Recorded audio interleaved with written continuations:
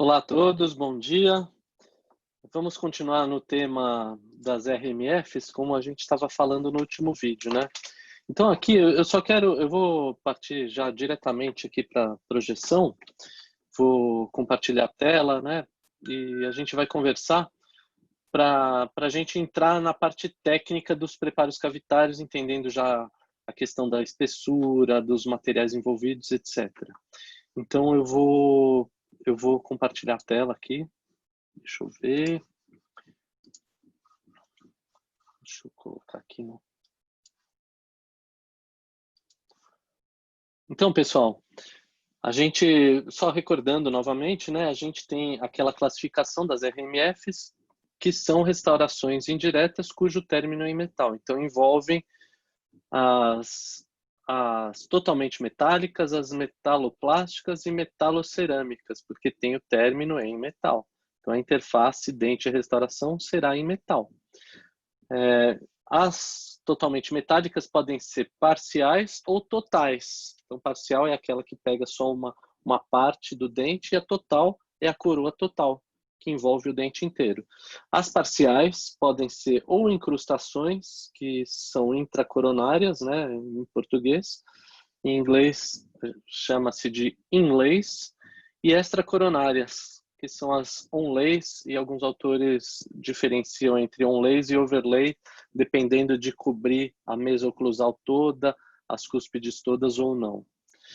E as outras parciais são 4/5, 7/8 e atípicas. Se vocês pegarem o livro do Schillingburg, ou mesmo o livro do professor Saito, né, que tem na biblioteca também, lá tem imagens desses tipos aí. Vale a pena ver o que é uma incrustação, o que é uma inlay, o que é uma onlay, o que é uma 4/5, uma 7/8, e as atípicas são aquelas não classificadas, mas que também não chegam a ser coroas totais. E essas parciais, elas são restaurações indiretas que visam preservar o não desgaste de alguns dentes, né? Ou de uma parte dos elementos, né? E a total é aquela que vai até a cervical de todo o dente. Então pega oclusal e todas as faces, né, vestibular, lingual e proximais até a porção cervical. Essas são as coroas totais, como a gente já falou nos outros vídeos. E aí elas podem ser, além de totalmente metálicas, podem ser compostas, como eu falei no início também. Que são compostas? Como elas são RMFs, vale aquela classificação, aquela definição que eu falei. A gente tem o metal e infraestrutura associado a alguns materiais estéticos. Então, elas podem ser ou metaloplásticas ou metalocerâmicas. E essas compostas não funcionam em parciais, elas só podem ser totais. Então, não existem parciais compostas. As totais são as metaloplásticas ou veneer, né, que tem a faceta estética, normalmente de um material resinoso, e tem a oclusal, a lingual ou palatina e as proximais em metal. E tem as metalocerâmicas, como já foi, acho que até mostrado nas outras aulas. Talvez eu mostre novamente aqui. Recordando, isso é muito importante, as RMFs, aí depende de quantas camadas a gente vai ter. Se é só metal, é uma determinada espessura. Se envolve metal e mais a faceta estética, tem que ter o espaço para o metal e mais o espaço para a faceta estética. Se tem o metal e mais a cerâmica, aí a gente precisa do metal e mais a parte da cerâmica. Então, é fácil de raciocinar. Ou ela é totalmente metálica, aí é só metal, como o próprio nome diz. Aí eu preciso somente da espessura referente ao metal. Se ela é metaloplástica, onde é metal, ou seja, na oclusal, nas proximais e na palatina ou lingual, a gente precisa só da espessura referente ao metal. Na vestibular, que é a parte que envolve a faceta estética do material resinoso, né, da resina composta laboratorial, a gente precisa da infraestrutura metálica e da faceta estética que vai estar sobre essa infraestrutura metálica. Então a gente vai precisar da espessura de desgaste referente ao metal e que dê espaço também para caber esse material estético também. E quando é cerâmica, a gente tem uma infraestrutura em todas as faces metálica e cobertura de cerâmica em todas as faces, tanto as faces axiais, né, que são as proximais, vestibular e lingual, e essas transições, e a oclusal também vai ser em cerâmica. Então a gente vai precisar, no caso de uma metalocerâmica, da espessura de desgaste referente a caber o metal e mais essa estrutura cerâmica. Então, como a gente vê aí no slide, só metal pode variar dependendo da liga metálica de 0,3, 0,5 até 1 milímetro do metal. E o metal mais resina ou o metal mais cerâmica vai ter a espessura do metal e mais cerca de 1 milímetro do outro material. Então, se a gente está falando de metaloplástica ou veneer, a gente precisa de uma espessura na vestibular do metal mais o material estético. Então, a gente vai precisar de 2 milímetros de desgaste. E podendo manter na onde é só metal, oclusal, proximais e lingual palatina, só a espessura do metal, então 1 milímetro, calculando assim. E na metalocerâmica a gente precisa de um desgaste uniforme de 2 milímetros, pelo menos para caber a infraestrutura, que vai ocupar 1 milímetro, né? A gente sempre calcula assim do máximo que for. A infraestrutura e mais a cerâmica. Se a gente desgastar a menos, o que o protético vai fazer? Ele vai fazer uma coroa que, para caber os materiais, que não dá para fazer mais fino que isso, ele vai ter que fazer uma coroa maior. Então, na hora que for cimentar o dente, vai ficar um dente anatomicamente diferente dos outros. A gente fala que fica um dente com sobrecontorno. Isso pode gerar, além de ficar horrível, pode gerar impacção de alimentos e outros problemas, assim, de dificuldade de higienização, etc. E fica antinatural, fica feio esteticamente também. Funcionalmente e esteticamente. E a gente vai fazer sempre uma maior espessura, até para reforço, porque são mais solicitadas as cúspides funcionais, que são as cúspides de contenção cêntrica, que também tem o nome de cúspides de suporte. Então, a gente falou assim que o metal ele pode variar de 0,3 a 1 milímetro. Nessas cúspides, a gente precisa que o metal tenha a sua espessura total, ou seja, 1 milímetro de metal, e se for a metalocerâmica, precisa de mais 1 milímetro para caber a cerâmica. Então, a gente vai precisar necessariamente de 2 milímetros nessas cúspides de contenção cêntrica ou de suporte, que são as cúspides VIPs, vestibulares inferiores e palatinas superiores. Os términos, então, como a gente está falando de RMFs, né, a gente já definiu que RMFs são aquelas cujos términos são em metal. Eles admitem pequena espessura. Isso é uma grande vantagem em termos de adaptação, como a gente falou no final da última aula. A gente vai conseguir uma melhor adaptação marginal, a gente vai ter os bordos finos e contínuos, que isso só o metal consegue dar. Então, se o metal for uma liga que permita isso, e que o protético seja bom em trabalhar essa liga e casar direitinho com o troquel em gesso que ele está vendo. Fazer uma boa fundição, uma boa usinagem e polimento é o que é melhor para as estruturas periodontais, porque dá um ótimo polimento. Então vai dar saúde periodontal, por ser fino e uma excelente adaptação, vai dar uma linha de cimentação muito pequena, né, variando assim de 30 a 50 micrômetros, que é a espessura de um fio de cabelo, mais ou menos. E com isso a gente tem um vedamento contra a recidiva, ou seja, as bactérias não vão conseguir entrar lá e a gente consegue uma higienização melhor. Eu digo, a pessoa que vai receber essa prótese. Então consegue higienizar de uma maneira melhor. Então a longevidade dessa restauração tende a ser maior também, é mais confiável.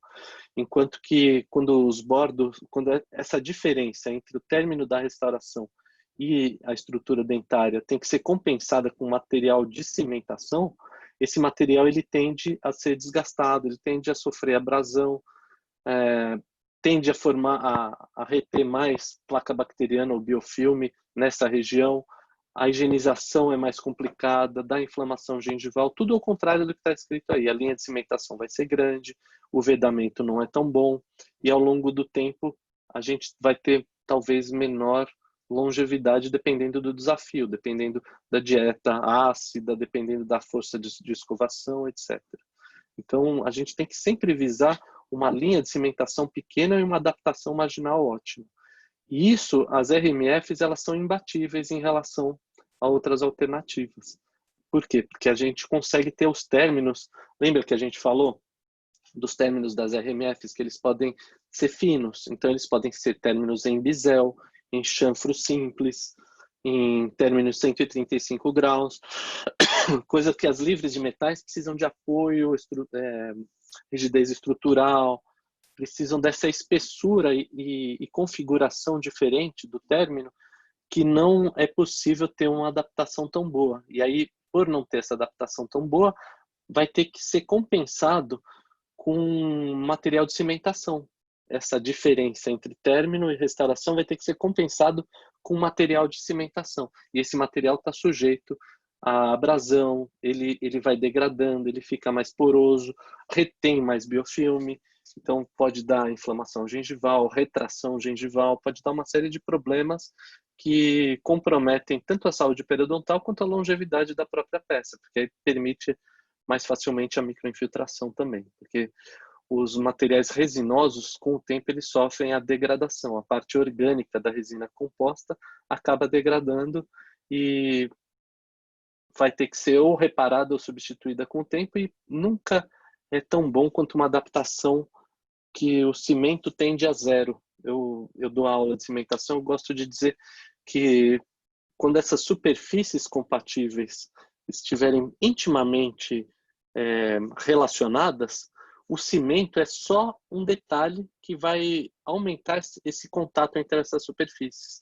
Então, a adaptação envolve menos cimento.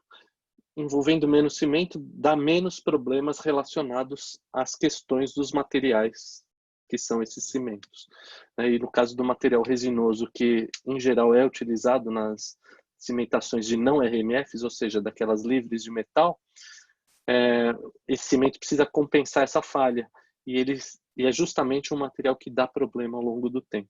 Problema de coloração, problema de degradação, problema de rugosidade superficial e, com isso, retenção de bactérias, infiltração, e envolve questões estéticas e pode envolver a substituição da peça inteira. E aí tem que ter uma reintervenção, e sempre que tem uma reintervenção tem que retocar o preparo cavitário, acaba desgastando mais dente, sobrando menos estrutura dental, e a gente com isso entra naquela espiral da morte e reduz o tempo de vida, de longevidade do elemento. Então a gente, cada vez que a gente reintervém, a gente condena esse elemento a durar menos na boca. Então se ele era vitalizado, ele vai dar canal, se ele já não era vitalizado, eu tenho que desgastar mais, ele vai ficando fragilizado, eu tenho que descer o término mais, até a hora que fica impossível, eu tenho que indicar uma extração, a estrutura dentária, né? O remanescente dentário, ele já não aguenta mais tanto material e pouco dente, e aí a força mastigatória compromete esse remanescente dental, aí eu tenho que extrair, e às vezes eu já perdi a altura óssea, nem implante eu consigo fazer mais. Então, se a gente puder fazer uma indicação que conserve todo esse conjunto, é o ideal quando a gente pensa em prótese fixa. Outra coisa das RMFs é a configuração do preparo cavitário, que é o assunto que eu vou adentrar agora. A expossividade axial, ela se dá pelo princípio da retentividade. A gente, em prótese fixa, trabalha com dois princípios, ou da retentividade ou da adesividade. O da adesividade significa colar. Então, quando a gente cola, a gente usa técnicas adesivas. Então, a gente precisa usar aquelas técnicas que vocês aprenderam em dentística, que a gente faz um preparo do substrato, né? E a gente forma uma camada híbrida e usa um cimento que tem a interação com os sistemas adesivos, e que, em geral, é o cimento resinoso, como eu falei, e que tem a interação com esse substrato. E, do outro lado, que ele tem a interação com a peça que vai ser cimentada. Então, tem que grudar tanto no material que vai ser colado, tem que colar também no substrato dentário desse remanescente. Então, envolve questões muito mais complicadas e mais camadas, mais passos clínicos, assim, que vai também aumentando essa espessura dessa peça também. Então, no caso das RMFs, a gente pode utilizar o princípio da retentividade, que é a própria configuração cavitária, como a gente vai tratar agora, e vocês viram na aula de princípios biomecânicos, com o professor Leandro também, a configuração cavitária, ela vai ter aquela expulsividade de 6 a 8 graus, convergente para oclusal, quando a gente fala de paredes externas, quando a gente fala de paredes internas, divergente para oclusal, e de forma que ela seja expulsiva, né, a configuração cavitária seja expulsiva, ou seja, uma peça consiga encaixar nela, mas que a gente tenha uma retentividade, um atrito entre as superfícies, ou seja, uma intimidade, como eu falei no caso da cimentação, uma intimidade entre essas superfícies compatíveis, a ponto de quase não precisar de cimento. O cimento ele só serve para aproximar essas superfícies já compatíveis e aumentar essa intimidade, que aumenta o atrito entre as superfícies. Isso eu vou tratar melhor, eu vou retomar esse assunto na aula de cimentação específica. E os ângulos internos, eles podem ser mais geométricos e agudos, pelo material, que é o metal. O metal ele chega nesse tipo de ângulo, enquanto que a cerâmica, por concentração de tensões e por precisar de rigidez estrutural, precisa de um preparo mais lisinho e mais espesso. Então eu desgasto mais a estrutura dentária, principalmente na região. Isso é comprometedor. Então aqui tem, não sei se eu já mostrei isso na outra aula, mas só recordando porque é relevante, tem os tipos de término mais utilizados em prótese fixa, né? A gente tem esse primeiro da esquerda aí superior, que é o término em lâmina de faca, que é o bisel. A lâmina de faca nada mais é do que um biselzão. Aí nós temos o chanfro largo com bisel, a segunda fotografia. Nós temos o degrau ou ombro biselado. Nós temos o término em 135 graus. Até fiz um desenho aí do lado que é, o que é 135 graus? É 90 mais 45. Então 90, se você somar 90 e 45, dá o ângulo de 135 graus, que é esse ângulo que tem aí. E a gente vai ter as pontas, né, os instrumentos abrasivos rotatórios, cujo término e configuração dessa ponta, se a gente deixar ele perfeitamente paralelo ao longo eixo do dente, já vai nos dar a angulação que a gente precisa da configuração cavitária, que vai dar essa expulsividade aí de 6 a 8 graus quando a gente chega, quando uma parede encontra a outra lá no infinito, vai dar 6 a 8 graus de angulação, que é quase paralelo. 6 a 8 graus seria 3 a 4 graus de cada lado, que vai se encontrar, e esse ângulo aqui vai formar 6 a 8 graus. Tende ao paralelismo. Se for super paralelo, a gente pode ser que a peça não encaixe, não fique, porque a gente precisa de uma expulsividade, mas ela não pode ser super expulsiva a ponto de não dar essa retentividade que a gente precisa das paredes que tendem ao paralelismo. O último aqui, da parte superior, é o término que a gente chama de chanfro simples, e que acho que o Pegoraro, não lembro se é o Pegoraro ou o Mesoma, acho que é o Pegoraro, né, o autor que a gente indica, chama de chanferete. Então tem essa nomenclatura. Eu acho até engraçado esse nome, eu não costumo utilizar chanferete, mas existe. E eu falo chanfro simples ou chanfro estreito, né? É quando a gente entra menos com a ponta, como a gente falou no final da última aula. E aqui embaixo a gente tem términos mais adequados às livres de metal. Por quê? Porque eles dão rigidez estrutural, dão espessura, são mais grossos, né, mais espessos, e dão apoio, como se fosse um copo apoiando assim num plano. A gente precisa desse apoio para a peça, como se, imagine que a peça não pode escorregar, né? Se fosse falar dessa forma assim, ela não pode escorregar. O metal, ele tem estrutura constituinte do seu material que não acontece isso. Então, por isso que ele também é uma das outras razões que ele permite bordos finos. A cerâmica, como ela não permite isso, ela precisa estar apoiada. E para ela, a cerâmica e outros materiais livres de metal funcionam da mesma maneira. Precisam de apoio. E além do apoio, precisa de espessura. Então, o preparo ele vai ser ou em chanfro largo, como é esse primeiro do lado esquerdo aqui, ou em degrau simples, sem bisel. Então, ambos não podem ser biselados, porque o bisel é uma característica específica do metal, né? Que é a tal da lâmina de faca, bordos finos, que vai promover aquela adaptação melhor que a gente falou. Então, recordando aí términos, admitem lâminas de faca das RMFs, né?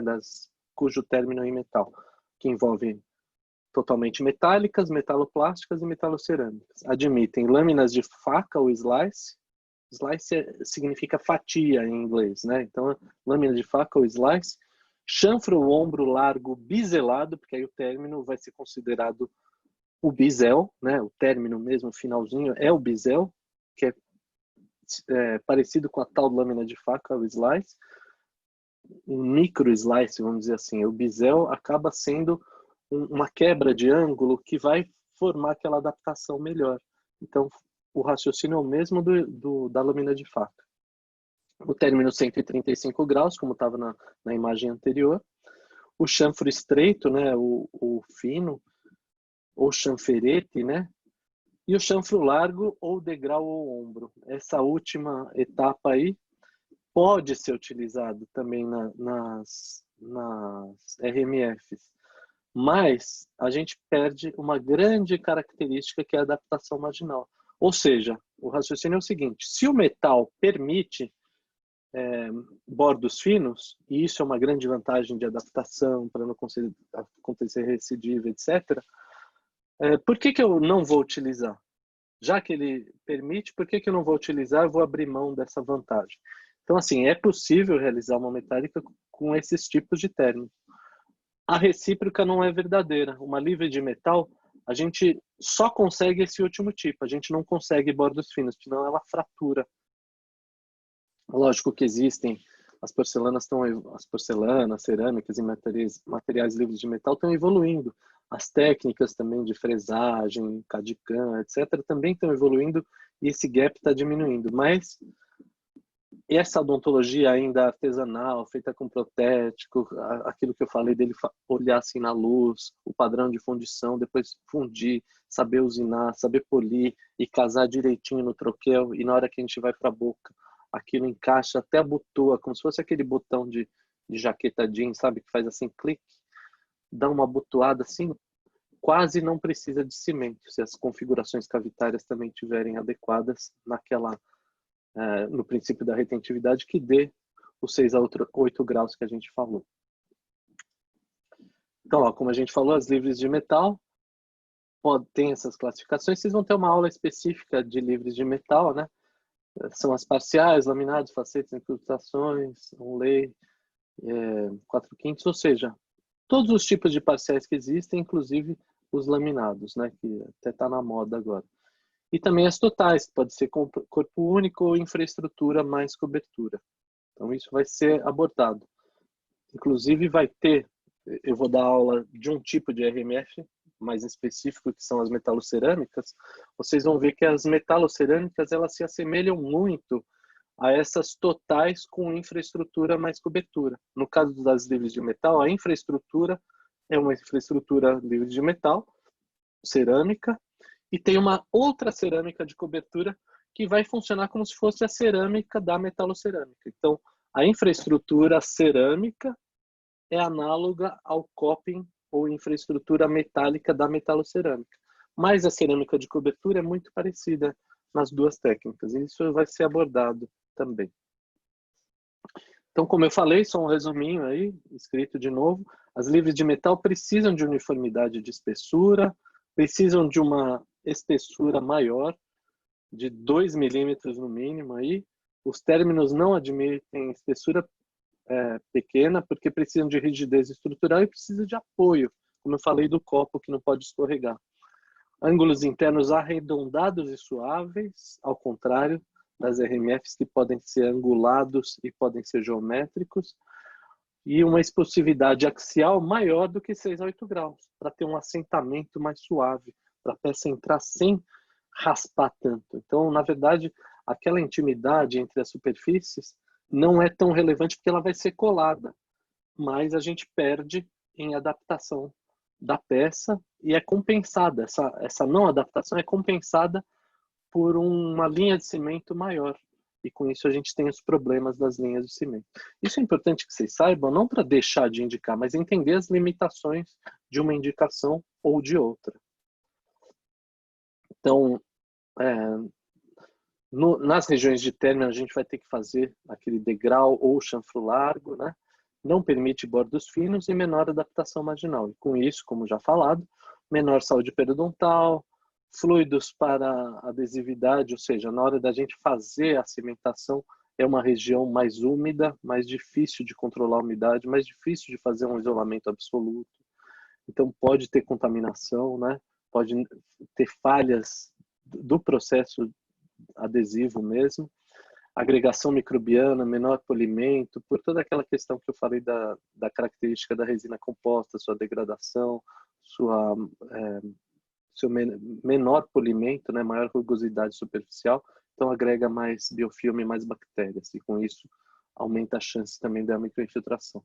E é uma grande linha de cimentação, que é muito mais grossa que um fio de cabelo, como seria o caso daquelas linhas de cimentação anguladas das RMFs.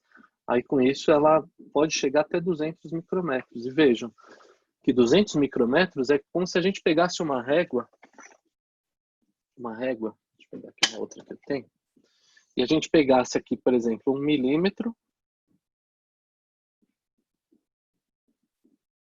cada risquinho desse é 1 milímetro, e dividisse ele por 5.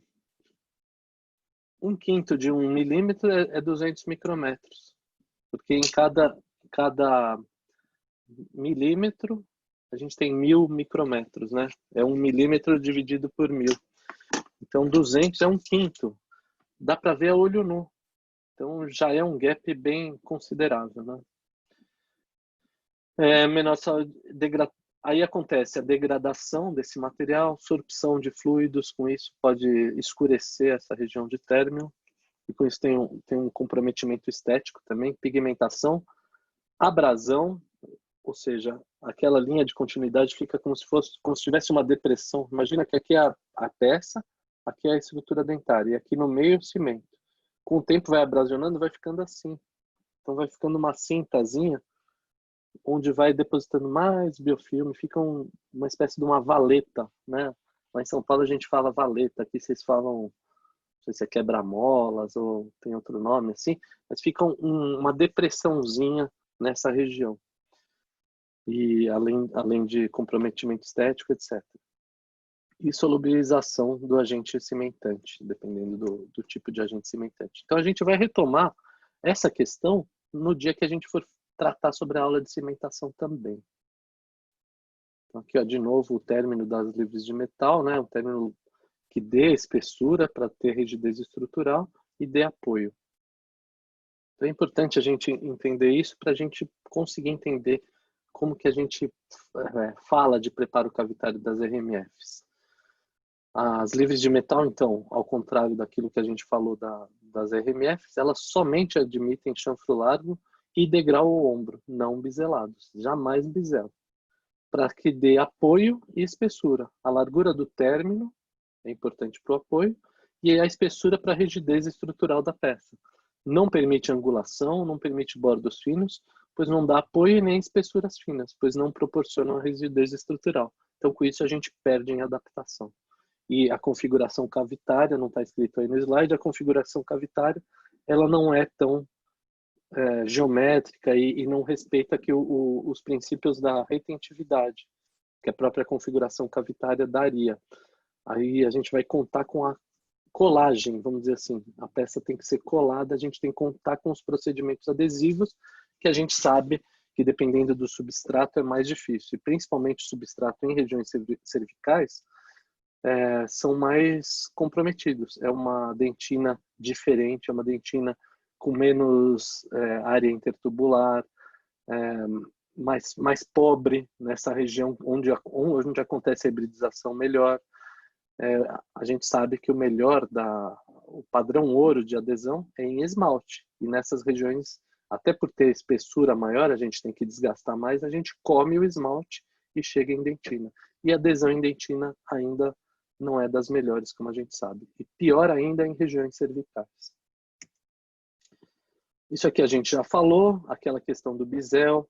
A gente já falou que quando a gente angula, a gente tem uma espessura, uma distância menor entre a peça e o substrato dentário, né? Então, isso geometricamente dá para provar, né? Tem cálculos que fazem isso. Quando a peça ela está de um jeito paralelo, como está nessa imagem aí, ela tem uma distância. Quando a gente quebra esse ângulo e faz assim, aquela distância entre peça e substrato dental ela diminui. Então, quanto mais angulado, melhor essa adaptação. Ou seja, por isso que a melhor adaptação é realmente da lâmina de faca, que é o mais angulado de todos. Então, vejam essa transição desde o degrau, que seria o caso, pode ser do metal, mas aí a gente perde essa vantagem. Mas o caso da cerâmica, que é o pior dos mundos em termos de adaptação, até o melhor, que vai ser a superfície angulada, que é o bisel ou lâmina de faca. Aí a gente já falou aqui dos términos, já falamos das pontas, né, que vão dar aquela configuração que a gente falou. Então isso já está na aula passada. Eu vou dar uma interrompida aqui. Peço que vocês reassistam o finalzinho da aula passada que fala sobre isso. E agora vamos falar sobre preparos cavitários propriamente dito, entendendo que a gente já discutiu bastante sobre os términos. Só vou passar rapidamente, só para a gente recordar, né? O término em lâmina de faca é relacionado com essas pontas mais finas. Vejam que se a gente coloca a ponta paralela ao longo eixo do dente, ela já dá a configuração do término. Então aqui nós temos uma ponta do tipo tronco cônica de ponta arredondada, que a gente entra bastante na axial do dente. E se a gente deixar bem paralelinho, a própria inclinação da broca já vai dar a inclinação da axial que a gente precisa para ter o princípio da retentividade, e o término vai estar com esse chanfro que a gente fala. Então, esse é o chanfro largo. E se a gente pegar o chanfro largo, que é essa configuração, e voltar com aquela mesma ponta que a gente fez a lâmina de faca, a gente faz uma mini lâmina de faca, que é o bisel. Então, a gente vai ter o chanfro largo do tipo biselado. E quando a gente entra menos na axial, com a mesma ponta, né, instrumento abrasivo rotatório, a gente vai ter o chanferete e o chanfro simples. Que aí não tem muito espaço para biselar. Então, quando é chanferete ou chanfro simples, a gente evita o bisel. O término não é tão bom quanto o bisel, mas ele é melhor do que se fosse o chanfro largo não biselado, né? Aqui o término é 135 graus, aí ele já dá uma angulação ótima, né? Que aí não existe o chanfro, não existe o término 135 graus mais bisel, não existe. Ele já dá a angulação que até chamam um bisel de 135 graus, como está aí na imagem. Esse aqui é uma tronco cônica de ponta reta que vai dar aquela configuração de ombro ou de degrau. Aqui no caso está escrito degrau nesse slide. E vai dar também a chance da gente biselar o degrau, da mesma forma como a gente fez com o chanfro largo. Então isso tudo a gente já comentou no final da outra aula, mas é relevante que a gente fale sobre isso agora. Então vejam, a região de término é uma região muito nobre do preparo cavitário. E mesmo a gente fazendo o mais caprichado possível, um profissional treinado, com a mão firme, com lupas, né, que aumentam a precisão do que ele está visualizando, etc. Se a gente for com um microscópio ampliando, veja, aqui à esquerda nós temos um aumento de 35 vezes e à direita de 700 vezes. A gente vai ver que existem imperfeições. Ou seja, a mão humana não consegue fazer um preparo cavitário ainda super sem imperfeições. Então, já existe essa chance de erro. Então, imagina que a gente é uma bactéria. Já tem essa chance de erro. Imagina quando o preparo é maior, mais largo e já deixa ainda aquele espaço. Então, essa é uma área nobre que a gente tem que ter muito cuidado e muito esmero em realizar. Então, para isso, a gente tem que ter um baita treinamento laboratorial e muita atenção quando for fazer isso na boca da pessoa. Porque quando a gente erra, na hora que vai corrigir, a gente tende a aumentar, tende a levar mais para cervical também. E assim vai. Então, de novo, as RMFs, elas têm essa classificação, né? São ou incrustações ou coroas totais, né? Ou parciais ou coroas totais. E as incrustações são divididas em inlays, onlays e alguns autores acrescentam o termo overlay também. E nas totais, a gente tem as totalmente... Então, as parciais são sempre totalmente metálicas. E as totais podem ser totalmente metálicas também. Existe a coroa total, totalmente metálica. E as compostas, né, que a gente falou, que são as metaloplásticas e metalocerâmicas, que essas só existem em coroas totais, não dá para fazer parciais dela. Aí a vinir, como a gente falou, ela vai ter somente a faceta estética, na vestibular, o restante é metálico, e a metalocerâmica vai ter a infraestrutura metálica e toda a cobertura cerâmica. E as indiretas não metálicas, inlays, onlays, incrustações, né, em português. As coroas ocas, que são as coroas totais livres de metal, e as facetas e os laminados cerâmicos também. E aqui a gente tem alguns exemplos, né? A gente vai ter exemplo, por exemplo, aqui no canto superior esquerdo, exemplo de uma incrustação do tipo onlay. Não dá para ver a face oclusal, né? Mas a gente já vê que é onlay, porque ela engloba, ela encapsula as cúspides e ela não vai até o final. Então ela não é uma coroa total. Ela não vai até a parte cervical. Ela pega aqui o terço oclusal desse elemento dentário, esse primeiro molar superior. E então é uma onlay totalmente metálica. Ela serve para fazer aquela distribuição de forças e ela envolve, ela faz a proteção das cúspides, né? Como a gente falou. Então, as forças vão ser transmitidas para o periodonto de uma maneira mais distribuída e, com isso, prevenção de fraturas. Ela abraça o elemento. Nós temos aqui nessa foto do meio, aqui, lá no terceiro molar, nós temos uma OM do tipo inlay. Então, aqui é uma restauração indireta do tipo inlay.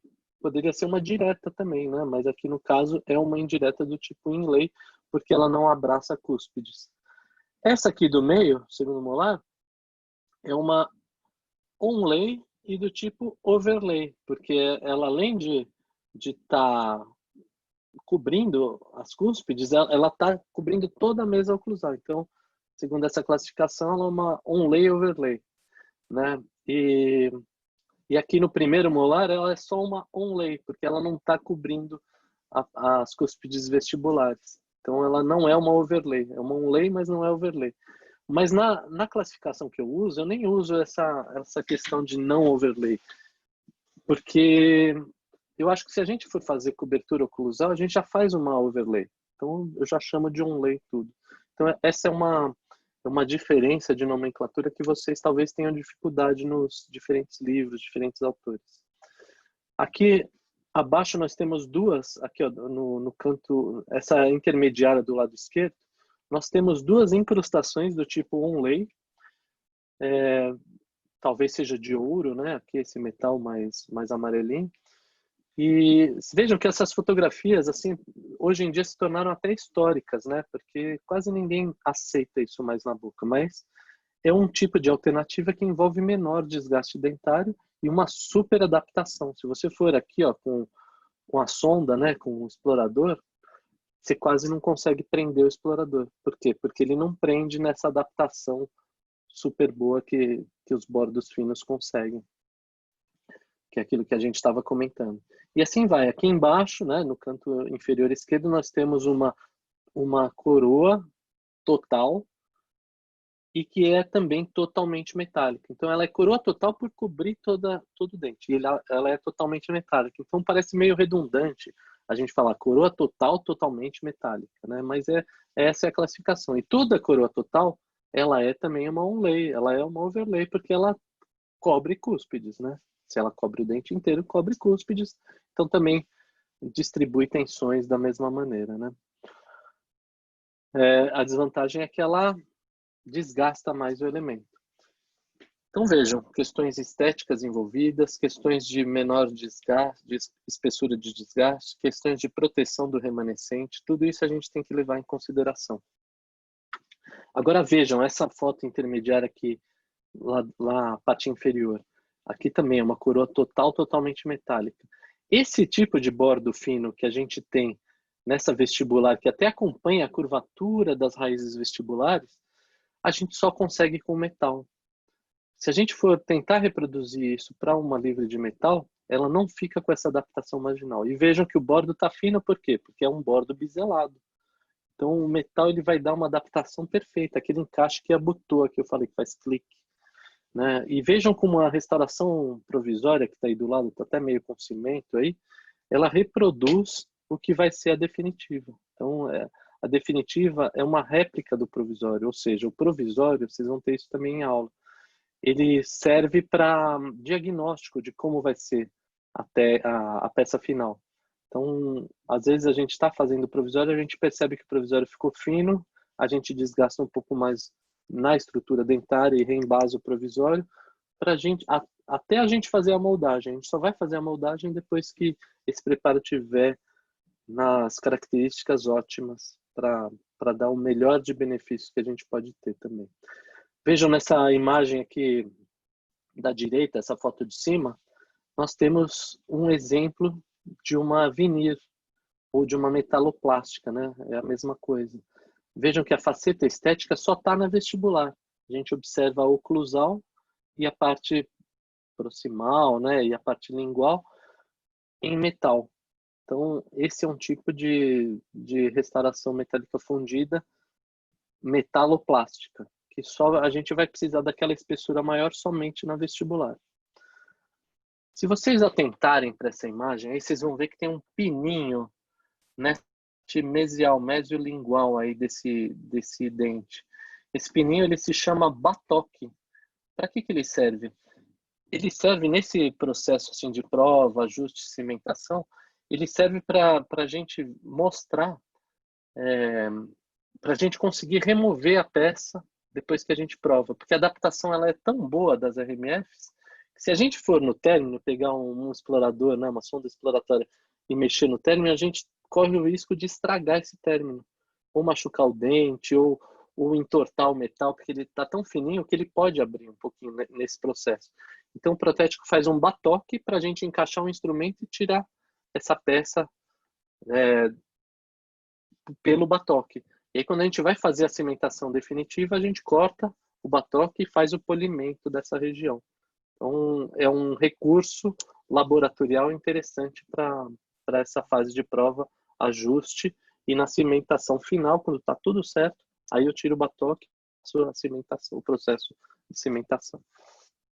E aqui embaixo vocês veem uma metalocerâmica, cuja infraestrutura aqui está em eletrodeposição a ouro, mas é uma metalocerâmica, porque o término é em metal.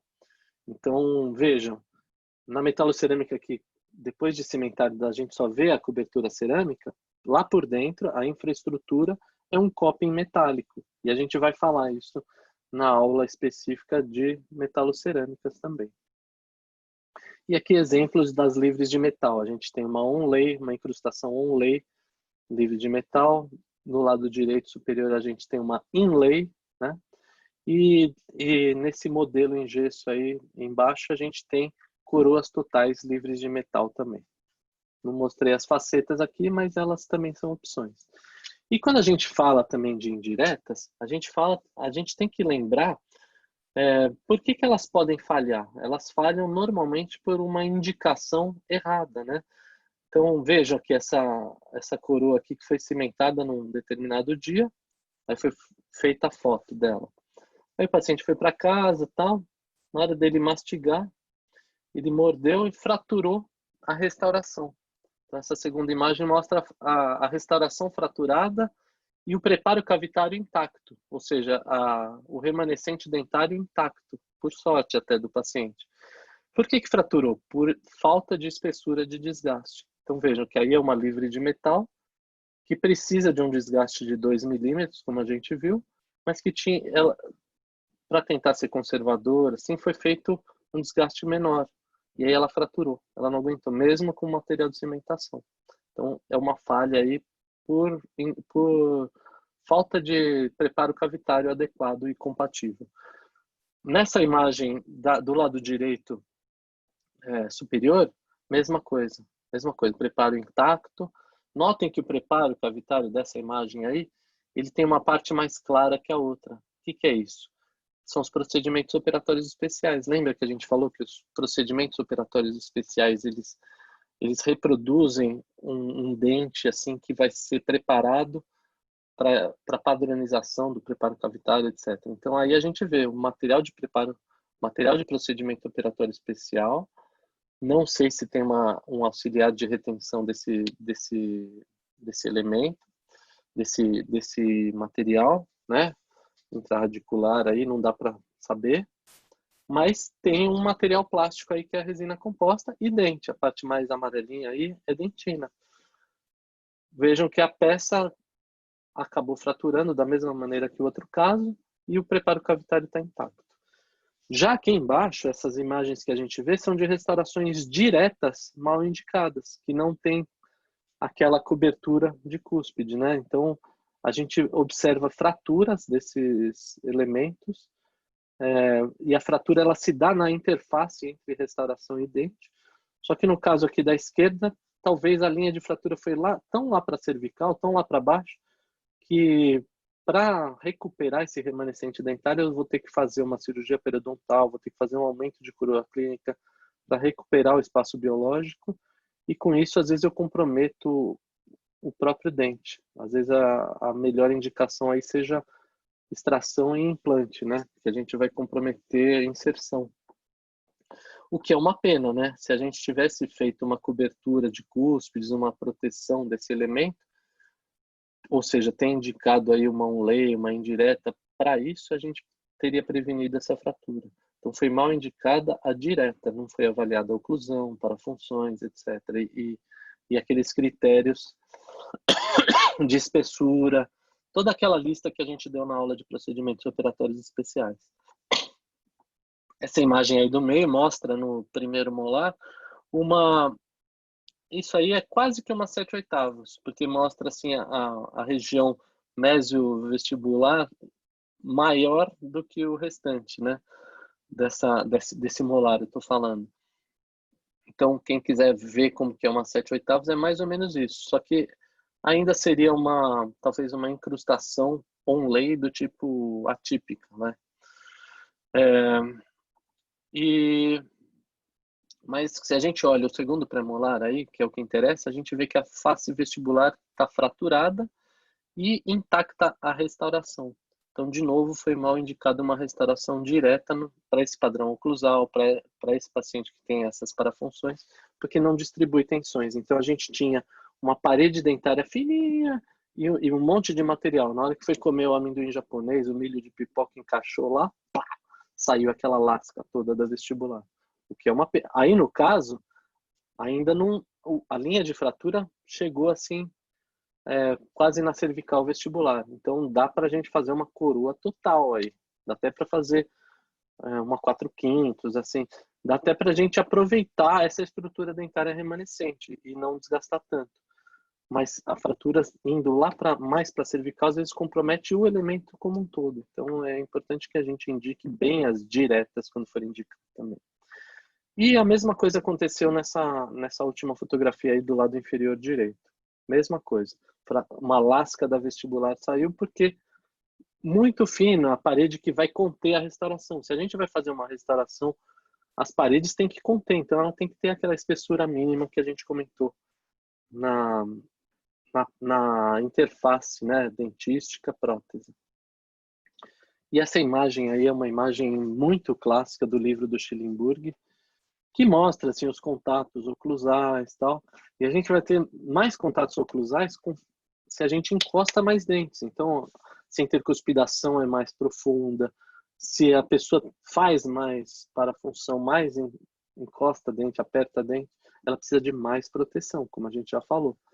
E quanto maior a restauração, mais fragilizado se torna também o elemento, mais áreas de concentração de tensão. Então se torna mais relevante ainda o fato da gente precisar fazer a tal cobertura de cúspides, a tal proteção das cúspides com essa distribuição de tensão. Então a gente vê nessas imagens aí da segunda coluna aí de baixo, que quando a gente faz uma onlay, por exemplo, aquilo que concentrava a tensão na parte, nessa imagem superior, que é o que aconteceu naquelas imagens que eu mostrei no slide anterior.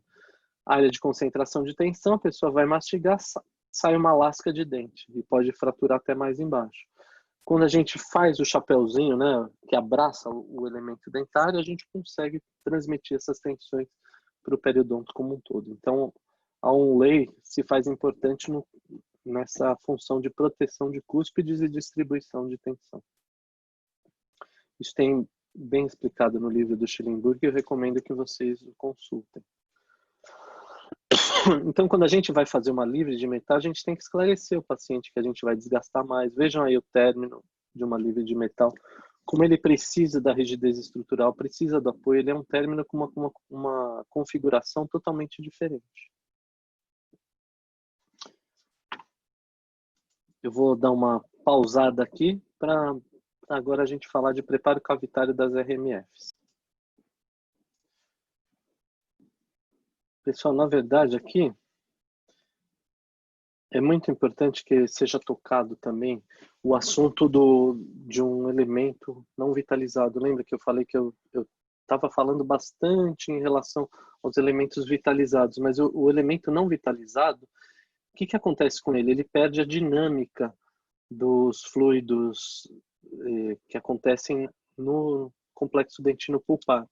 Então, quando ele sofreu a desvitalização e aí precisou do tratamento endodôntico, ele fica mais friável, o próprio acesso endodôntico para o endodontista chegar na polpa, ele precisa remover todo o teto da câmara pulpar. Então imaginem assim que a gente está nesse quarto, eu estou nesse quarto aqui, é como se fosse removido o teto. Eu não tenho mais a laje desse quarto aqui. Então as paredes que estão unidas por esse teto, por essa laje, elas ficam mais bambinhas assim. Então imagina que a gente está mastigando em um dente que é como se fosse uma casa aberta. Então, essa mastigação, ela compromete essas paredes circundantes. Então, o dente fica também mais frágil por isso. Então, ele fica mais friável por perder a dinâmica dentinária. O fato de ter o acesso endodôntico torna ele também mais frágil. E então, fica um dente que precisa de maior proteção. Quando a gente fala, aqui no caso, aquela analogia que eu falei da casa sem telhado, sem laje, né? As paredes ficam mais frágeis, então elas precisam de proteção. Existem hoje em dia técnicas endodônticas cujo acesso para a câmara pulpar é um acesso mais conservador. Só que a gente precisa limpar toda essa câmara pulpar. Então, esse acesso ele tem que ser o mínimo possível para que eu consiga promover essa limpeza, remover todo o resto de tecido pulpar e desinfecção do sistema de canais, etc., e depois obturação. Mas ele também não pode ser exagerado a ponto de comprometer o remanescente dental, senão o canal fica bem feito, só que o dente fica mais fragilizado, né? Então, o endodontista ele tem que se preocupar também com a reabilitação do elemento que ele tratou o canal. Ele tem que visar a conservação dessa estrutura o máximo que der. Por isso que quando a gente vai pensar na indicação de uma indireta, a gente tem que pensar o que vai ser viável pós-tratamento endodôntico, né? E assim vai, aquela história que eu falei de remover o teto da câmara pulpar, de novo a história da qualidade e quantidade. A gente tem que avaliar as causas que levaram ao tratamento endodôntico, se é uma causa traumática, se é uma causa infecciosa, como que está a dinâmica dentinária, se aquela dentina é uma dentina que já sofreu muito, que tipo, né? Aí voltar para a histologia. Se é uma dentina ainda primária, se ela é secundária, se ela é terciária, se ela é reacional, se ela é reparativa. A gente tem que retomar esses conceitos, porque elas funcionam, a dinâmica é totalmente diferente. O ressecamento, friabilidade, diminuição da resiliência, se já foi clareado, se já teve alguma faceta direta ou indireta, ou seja, o sofrimento e reintervenções que esse dente já sofreu. E aí aquela questão da deflexão das cúspides, da espessura do que sobra, o fato do istmo ser menor ou maior do que 1/3 dessa distância intercuspídica, como a gente já comentou. Como é o padrão de oclusão do elemento, né? O padrão de oclusão desse elemento frente às parafunções que o paciente faz. Ou seja, é o desafio versus o que ele pode aguentar. Então, a partir desse cálculo, a gente vê o quanto ele precisa ser protegido, né? Para não fraturar mais. O fato da gente perder a crista marginal já aumenta a chance de fratura em mais de 60%. A excisão da polpa tira a propriocepção do elemento. A gente tem ainda uma certa propriocepção pelo periodonto, mas tira grande parte dessa propriocepção. Então, se eu for comer um caroço de azeitona, às vezes eu não percebo tanto quanto eu perceberia se o elemento estiver vitalizado, e aí não tem aquela proteção de reabertura da boca assim, para não ocorrer uma fratura, né? A gente tem um sistema neuromuscular muito interessante, assim, que é tipo um freio ABS. A gente percebe um problema, aí aquela força ela vai diminuindo, mas não de uma maneira brusca, diminuindo assim de um jeito assim que cause o menor dano possível. Como é o freio ABS, né? Ele vai freando sem ser aquela freada brusca que te impulsionaria inercialmente para frente, né?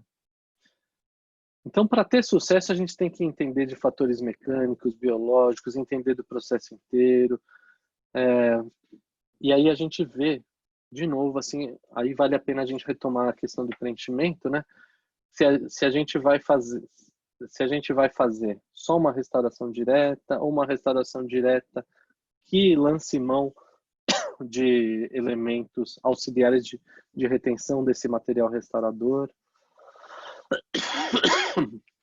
Que tipo de restauração a gente vai utilizar, e dependendo do tipo, a gente precisa de uma configuração cavitária, de um jeito que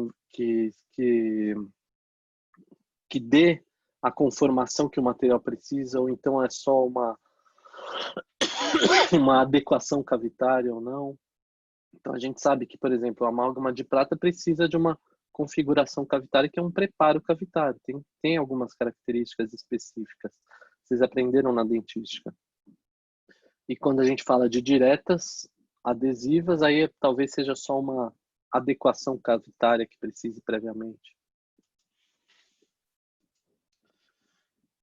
E no caso do material restaurador, junto com auxiliares de retenção do material restaurador, quando a gente usa pinos associados a esse material plástico. Isso pensando apenas nas restaurações diretas, né? Que é o princípio que é o mesmo princípio que a gente vai pensar quando a gente vai indicar o tipo de procedimento operatório especial. Então, ó, quando a gente fala dos procedimentos operatórios especiais, ele pode ser somente o material de preenchimento, né, o material plástico, que é uma amálgama de prata, resina composta, cimento de ionômero de vidro, ou o material plástico, né, de preenchimento, mais auxiliares de retenção do material restaurador. Pins, canaletas, pinos intradentinários, que a gente já comentou, retentores pré-fabricados, pinos intrarradiculares e até retentores individualizados, metálicos, cerâmicos, que alguns chamam de núcleos também. Então, ou é só o preenchimento, que pode ser só o material, um material associado a pinos, ou retentores intrarradiculares individualizados. O tipo de material de procedimento operatório especial, ele é interdependente de como está a estrutura dental, ou seja, quanto mais destruído, mais complexo ele vai ficando, como a gente mostrou naquela listazinha também. De novo, os tipos de restauração indireta. Estou passando agora mais rápido porque a gente já comentou sobre isso, né? De novo, a questão da proteção do remanescente, cobertura de cúspides, aquela questão de distribuição de tensão e a importância disso. E notem que existe, então, uma transição, como a gente já falou também, entre quando a gente fala assim, de dentística, né, das restaurações diretas, e quando a gente vai falar das restaurações indiretas, proteção de remanescente, etc. Vai ficando mais complexo.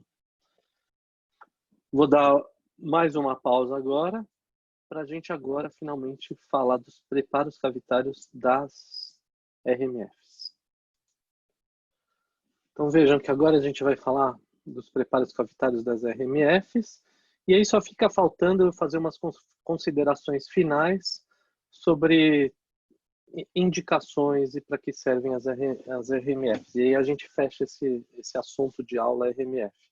Então, vejam assim nessa imagem, esse tipo de radiografia, vocês devem já ter aprendido em radiologia, é um tipo de radiografia interproximal, que a gente vê tanto os superiores e os inferiores, essa região interproximal. Então, o feixe radiográfico ele acontece paralelamente ao longo eixo dos dentes, e com isso a gente pode ver a adaptação de restaurações.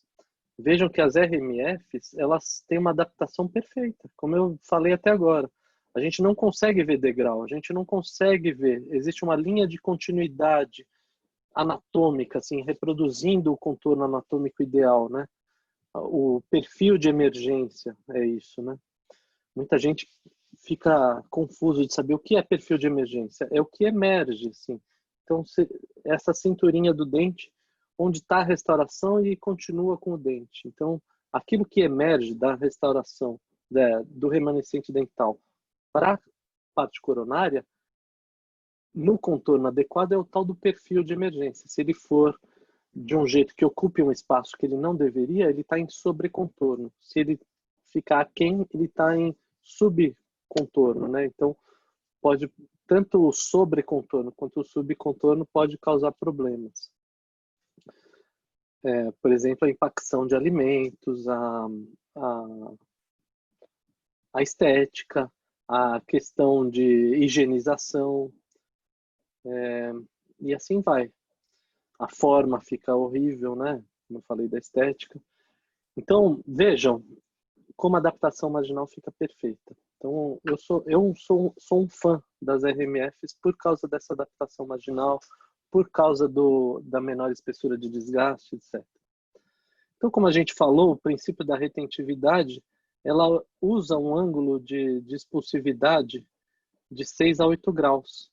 E a altura ela tem que ser maior que a largura, como a gente viu nas aulas de princípios biomecânicos. E a gente pode fazer retenções adicionais, que são os pins e canaletas.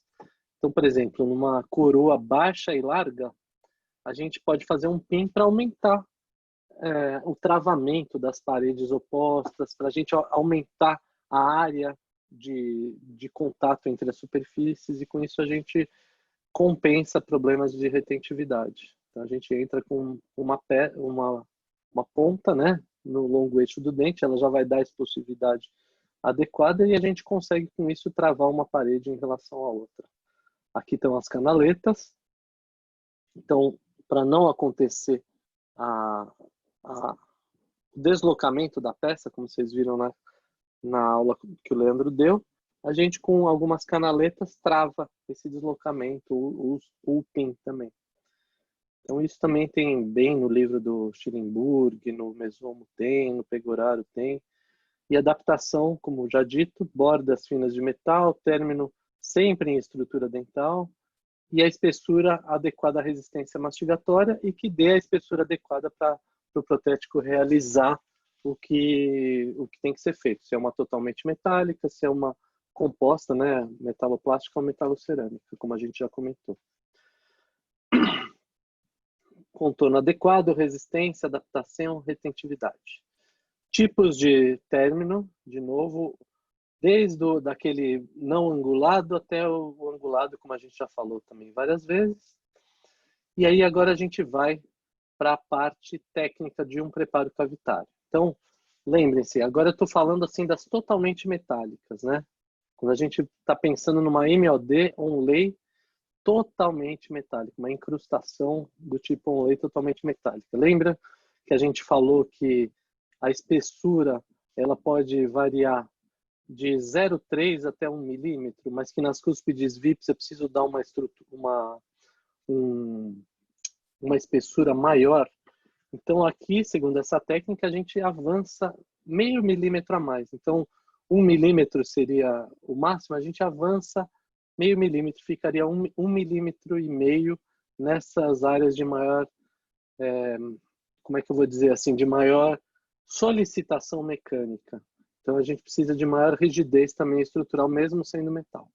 Então nas VIPs a gente faz 1,5 milímetros nas vertentes externas, 1 milímetro nas vertentes externas. E nas cúspides não VIPs, né, que são as LIVs, né, linguais inferiores e vestibulares superiores, que são as de balanceio, ou as de não contenção cêntrica, ou as de corte, existem vários nomes. A gente vai fazer também um desgaste de 1 milímetro. Então a gente tem o elemento, o primeiro passo que a gente vai fazer é a redução oclusal, quando a gente pensa nesse tipo de preparo cavitário. Então, ó, de novo, aquilo que a gente falou das espessuras que a gente utiliza. Isso. 1 milímetro nas vertentes não externas, né, nas vertentes internas e na áreas de cúspides de balanceio. Então, no caso aqui, é um elemento inferior à vertente externa do preparo, que é também uma cúspide de suporte, né, de contenção cêntrica, é a vestibular. Então a gente vai fazer um desgaste maior de 1,5 milímetro. Aí a gente faz sulcos de orientação nas arestas e nos sulcos e une essas superfícies. Aí a gente vai utilizar depois para fazer a caixa oclusal e proximal com uma profundidade maior do que a largura e mantendo aquela a expulsividade de 6 a 8 graus. Então a gente faz a redução oclusal, depois a gente vai fazer a caixa oclusal e as caixas proximais e nas proximais a gente ainda vai fazer depois um slice, como a gente vai mostrar aí. A gente precisa de um ombro nas cúspides de suporte, né? E um chanfro ou um contrabisel, como eu costumava dizer assim, nas cúspides de balanceio. Então, na cúspide vestibular, no caso desse dente aí, a gente faz um ombro, que depois vai ser biselado, e um contrabisel, ou um chanfro, como foi mostrado aí no slide, nas cúspides de balanceio.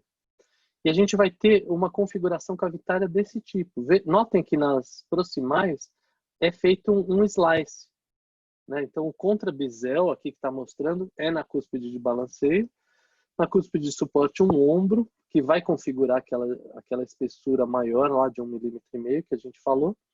E a caixa oclusal, caixa proximal e nas proximais ainda um slice proximal, que a gente já vai mostrar.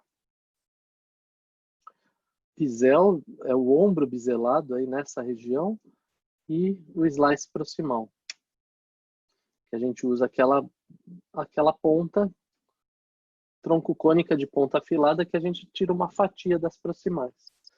Vejam que esse é um preparo cavitário super difícil de fazer. Talvez seja o mais criterioso, porque a gente precisa manter as expulsividades, manter a espessura de desgaste, terminar em estrutura dental sadia, encapsular tudo que for material de preenchimento, né, de procedimento operatório especial, manter as cúspides de de suporte com esse desgaste maior e esse ombro biselado nas de suporte e o contrabisel nas de corte, né? Que no caso aí foi feito um chanfro. Então os slides mesial e distal, bisel e contrabisel. E depois o acabamento do preparo cavitário. Então vejam aí, é um caso mostrando os procedimentos operatórios especiais. Então é um dente comprometido endodonticamente, né, que foi feito o tratamento endodôntico, aí foi feito o preparo desse conduto radicular, mantendo aquelas espessuras, aquela quantidade de material obturador. E vejam como aí a gente tem um istmo grande, mas a gente tem paredes bem fortes. Então dá para a gente indicar uma onlay com proteção de cúspides, né? Com proteção de cúspide e sem que necessariamente vire uma coroa total, porque a gente tem bastante estrutura dental, tanto vestibular quanto lingual. Mas se a gente fizer, por exemplo, uma direta aí, pode acontecer aquela fratura que a gente mostrou. Então, o que é para ser feito aí? No caso aí, foi planejado um pino intrarradicular no conduto de maior espessura, aí no caso palatino, né? Também superior.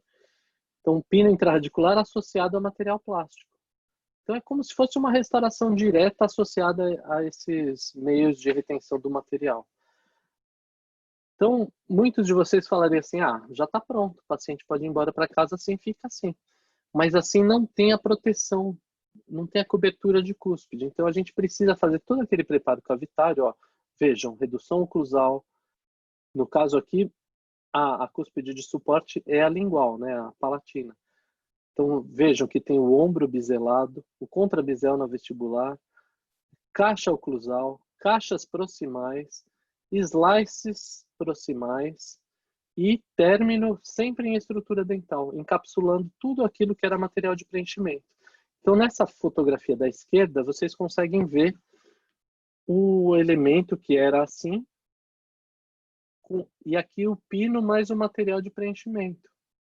Vejam que para fazer aquela técnica, a gente usou cunhas, usou matrizes, usou todas as técnicas que vocês aprenderam em dentística. Então, a gente reproduz a estrutura, a anatomia, mais ou menos, de um dente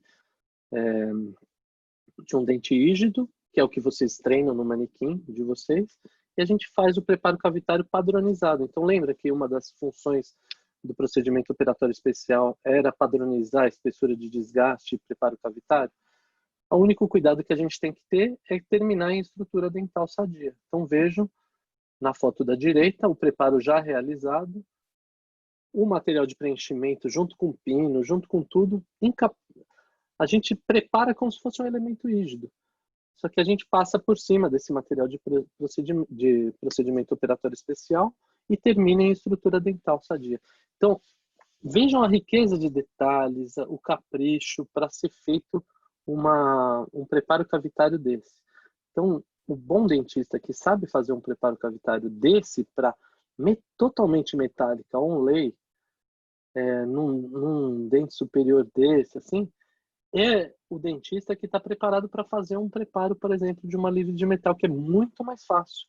Fazer uma coroa total é muito mais fácil. E uma livre de metal que envolve uma espessura maior e uma explosividade maior também é muito mais fácil. Então, vocês têm que treinar o difícil para saber fazer o fácil também. Tem que treinar tudo. Ó, aqui nessa foto a gente vê o mesmo preparo cavitário, só que o material de preenchimento aqui foi um amálgama de prata.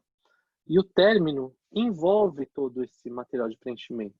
É como se a gente fizesse o preparo cavitário ignorando que existe material de preenchimento, só tomando cuidado para o término sem estrutura dental sadia. Então a gente engloba, a gente faz o preparo cavitário no conjunto e engloba tudo com o término em estrutura dental sadia. Aqui do lado direito a gente tem o troquel, ou seja, a gente foi feita uma moldagem, né? E aí obtido o molde, depois vazado o gesso e feito técnicas de troquelização. E aí o protético consegue trabalhar nessa peça aqui.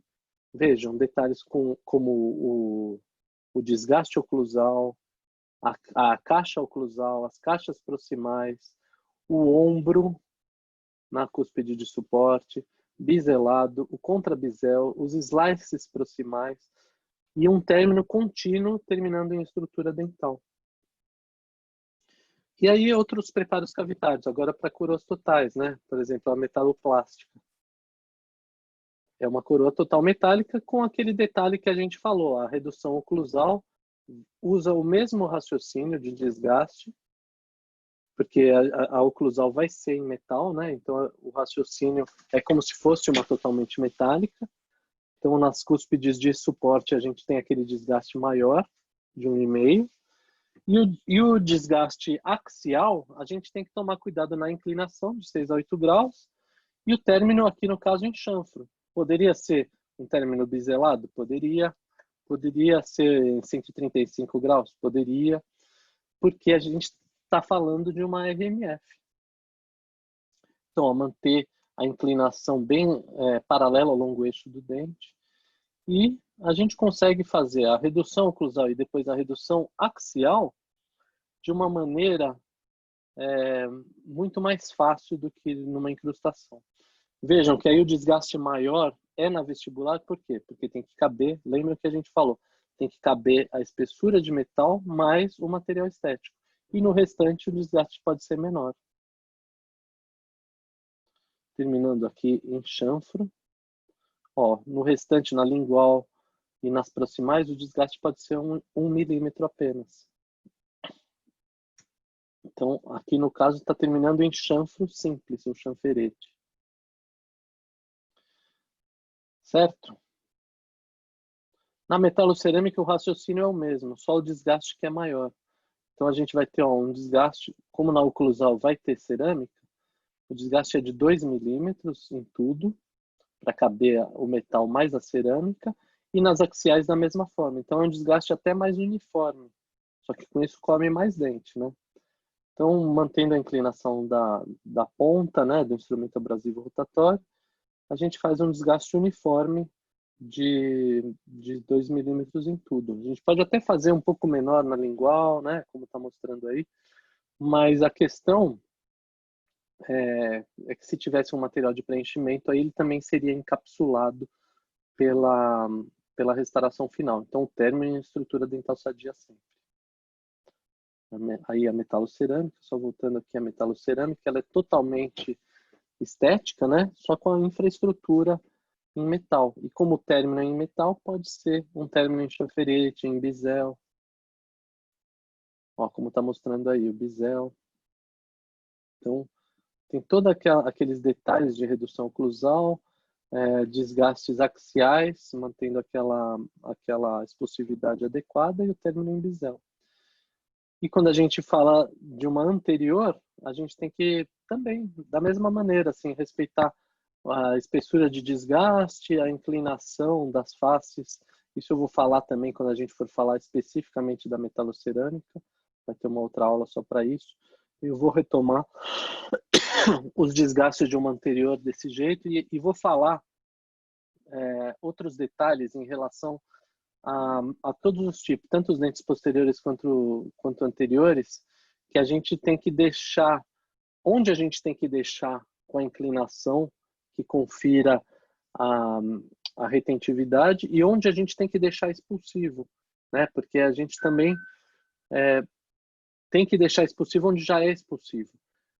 Aí a gente não consegue conferir aquela inclinação. Então, o que vai nos dar esse parâmetro é o equador do dente, ou seja, a parte da qual, abaixo dela, no sentido cervical, ela vai estar fazendo uma convergência para a cervical, é onde a gente tem que deixar com a inclinação de 6 a 8 graus. E do equador para incisal ou para oclusal, a gente tem que manter a espessura de desgaste com as inclinações anatômicas que já existem. Então, é interessante isso, que as inclinações anatômicas, elas vão dar a configuração do preparo do equador para incisal ou para oclusal. E do equador para cervical, aí a gente tem que manter aquela inclinação de 6 a 8 graus. Mas isso eu vou falar melhor na aula de metalocerâmicas. Aqui mostrando os tipos de inclinação que a gente vai fazer. Então, tem uma inclinação do equador para a cervical e outra inclinação anatômica do equador para a incisal. Espessura de desgaste. E quando a gente fala da parte axial, ou seja, do equador para a cervical, a gente manter sempre a axial paralelo ao longo eixo do dente, que é o eixo de inserção da peça que a gente vai fazer. E o término pode ser biselado, é um término em metal, vale aquela regra que a gente falou de novo. Pode ser em chanfro simples, pode ser em 135 graus, pode ser um degrau biselado, pode ser um chanfro largo biselado. Desgaste aí nessa porção palatina. Isso vocês, quando tiver a parte prática, vocês vão fazer. Então, os tipos de pontas que podem ser utilizadas para fazer esse símbolo, como a gente faz o término e o acabamento. Já falamos disso. E agora eu vou dar mais uma pausa só para fazer as considerações finais dessa aula de RMFs. Então, para a gente fechar o nosso assunto, entender que é importante a gente ter a ideia do exame clínico, como que a gente vai proceder à indicação, que elementos diagnósticos a gente precisa, avaliar a oclusão, radiografias, idade do paciente, história do dente, né, história de reintervenções, periodonto, expectativas estéticas, etc. E o custo biológico disso, né, também passar para o paciente que, dependendo da decisão, precisa desgastar mais ou menos, etc. Forma, função, saúde periodontal, harmonia com os dentes vizinhos. E aí a gente chega para fechar esse tema, né? Nas indicações de incrustações, indicações até de indiretas, mas fechando o tema de RMFs.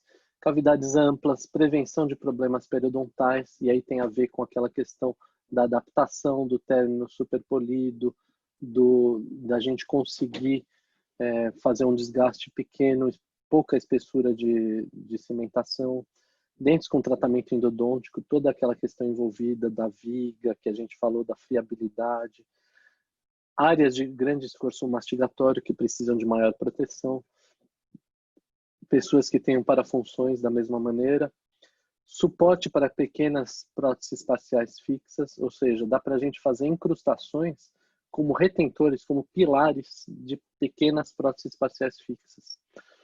Ferulizações, aqui no Rio o pessoal usa um derivado de uma palavra em inglês que é o splint.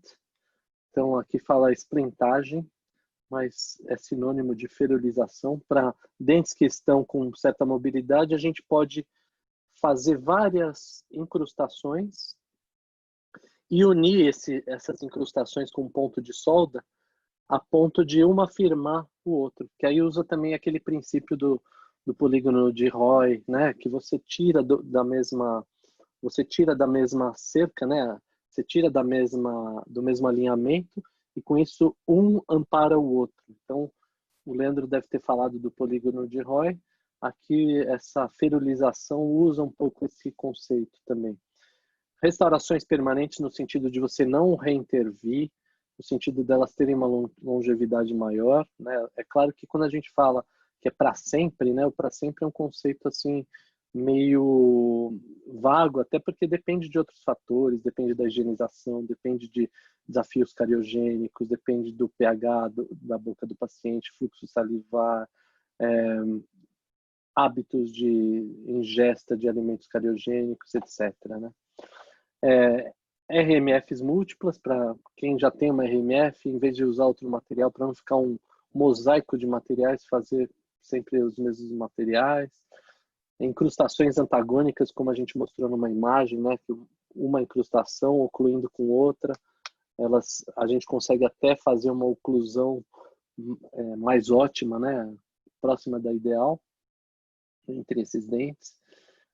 E com metais iguais, metais, né, no caso aqui das RMFs que a gente está falando, mas materiais iguais, assim, que talvez tenham o mesmo desafio de desgaste um contra o outro, ou seja, acabam não desgastando ou desgastando igualmente um ao outro.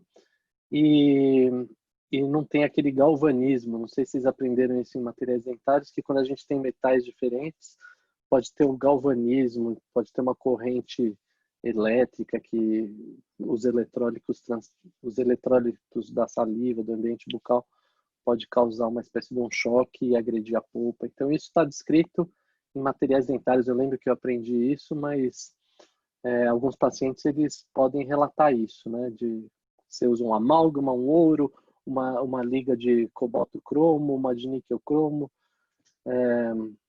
pode cobre alumínio, diferentes ligas pode causar essa diferença de potencial, né? Eu lembro que aprendi isso no ensino médio, e aí forma uma solução eletrolítica, saliva, que pode causar esse choquinho, né? Essa diferença de potencial.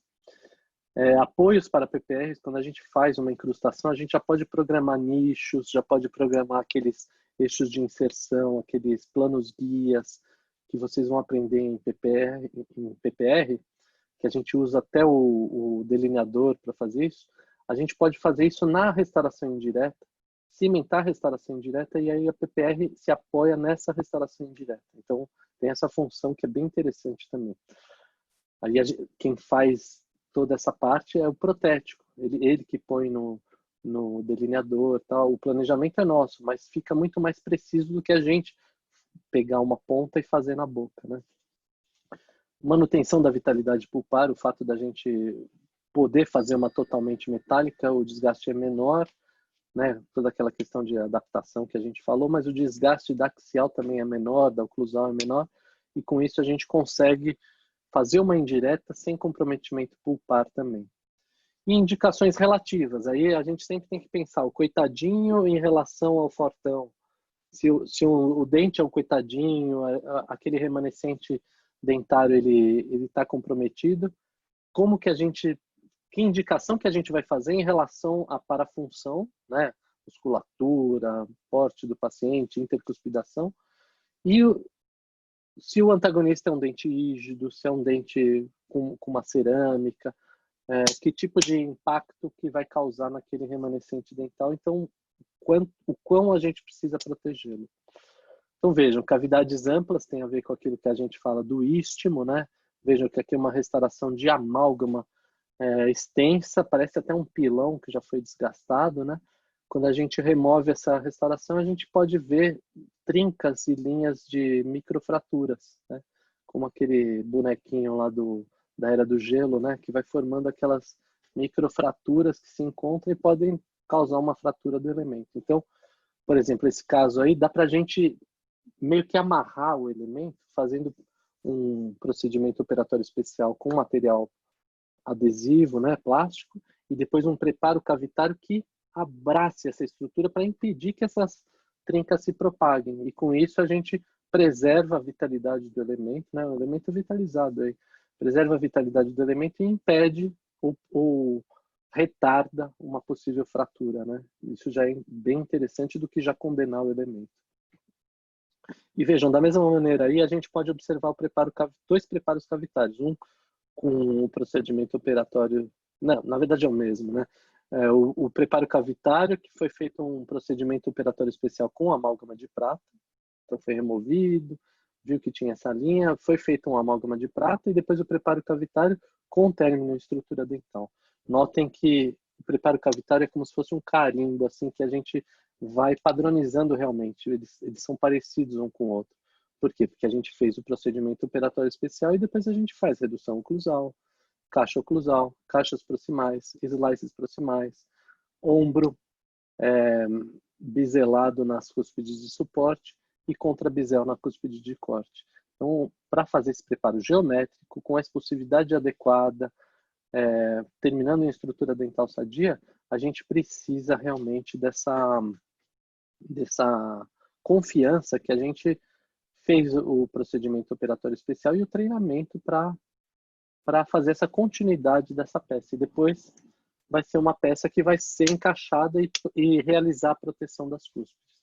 Então, de novo, a questão da prevenção dos problemas periodontais. Vejam novamente aquela radiografia interproximal mostrando a continuidade anatômica desse perfil de emergência, adaptação marginal perfeita. e se a gente passar a sonda exploratória ali, a gente não consegue reter essa ponta da sonda, a gente consegue ter o melhor dos mundos aí, como a gente falou.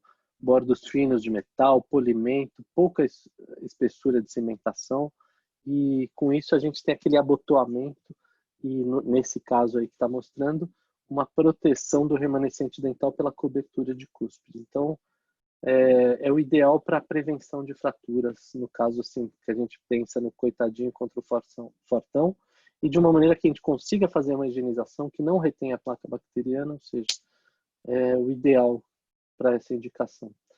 Dentes com endodontia, quando a gente rompe aquele teto da câmara pulpar, as paredes ficam fragilizadas, o dente está mais friável, não tem a dinâmica do complexo dentino pulpar.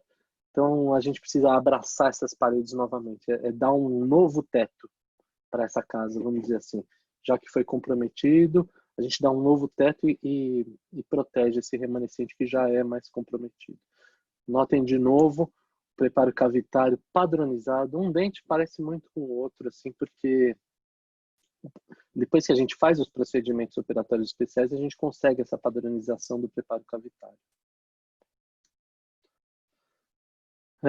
Aqui está as áreas de esforços mastigatórios e aquela questão que a gente falou de dentes antagônicos e restaurações parecidas que são antagônicas. Então, com isso, a gente consegue planejar como que vão ser os contatos oclusais, se a gente usa o mesmo material, eles desgastam da mesma forma ou não desgastam, dá uma estabilidade oclusal melhor, impede o galvanismo, que a gente falou também, etc.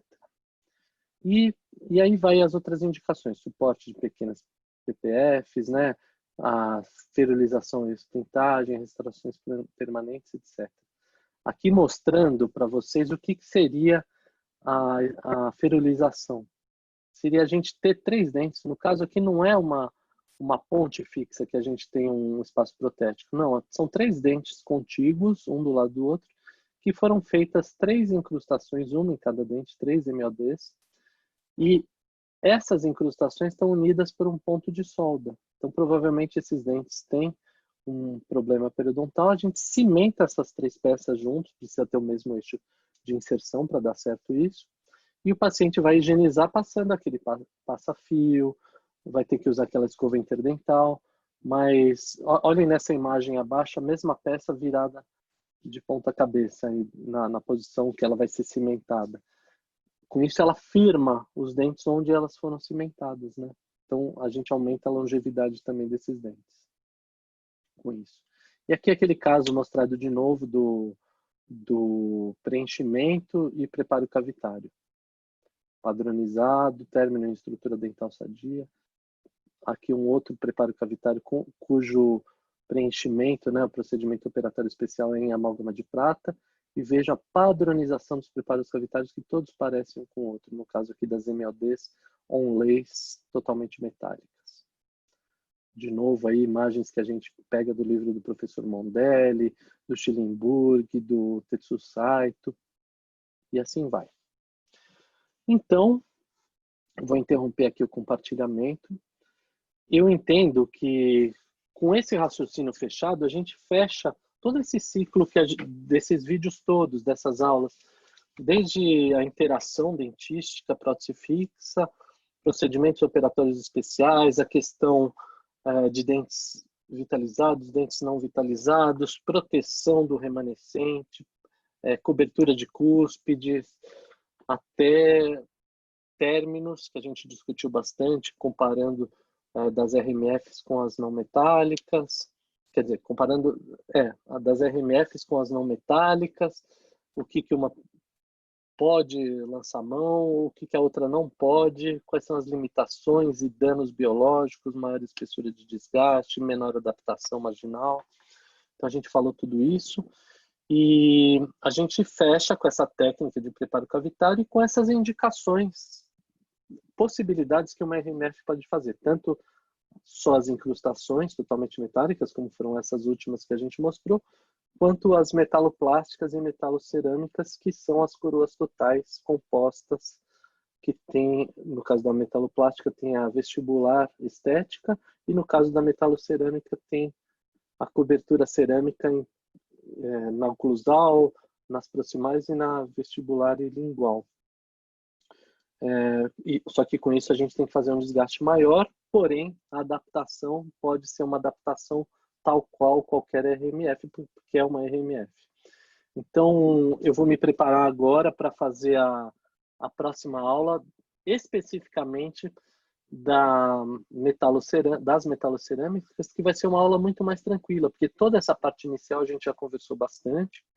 Espero que vocês anotem, como de costume, as dúvidas, que vocês entrem em contato conosco e que esteja sendo proveitoso. Qualquer coisa, complementem com o estudo nos livros, com as anotações de vocês, e vamos construir esse conhecimento que ele é progressivo. A minha próxima aula que eu vou me encontrar com vocês vai ser essa de metalocerâmica e depois de cimentos e cimentação. Aí a gente vai discutir o que é uma cimentação quando a gente usa o princípio da retentividade, que a gente falou até agora, e uma cimentação quando a gente usa o princípio de colagem, né, de adesividade, que aí a gente precisa de sistemas adesivos, etc. Então, eu agradeço a atenção e me ponho à disposição de vocês, como sempre, né? Eu gosto muito dessa interação com vocês, espero que vocês tenham energia para assistir todas essas aulas. Pode ser cansativo, pode ser distrativo, a gente ter distrações de outras coisas. Então, eu sei que o modelo de ver aulas dessa maneira envolve uma disciplina muito maior e um foco muito mais direcionado, coisa que no sistema presencial a gente tem a interação, a gente vê as expressões faciais, o aluno, quando está entendendo, ele assente com a cabeça, né? Dessa forma, a gente não sabe direito como é que está acontecendo. Então, a gente depende do feedback de vocês, da nossa interação a posteriori também. Então, contem conosco, com a equipe toda, e vamos seguir a sequência. A próxima, então, metalocerâmica, entendendo que as restaurações metalocerâmicas é um tipo específico de RMF. Então, a gente vai tratar, talvez, de uma maneira mais aprofundada em algumas questões apenas assim de métodos de confecção de uma RMF. Acho que o principal já foi dito até agora. Tá bom? Então, um beijo a todos. Até a próxima aí. Muito obrigado.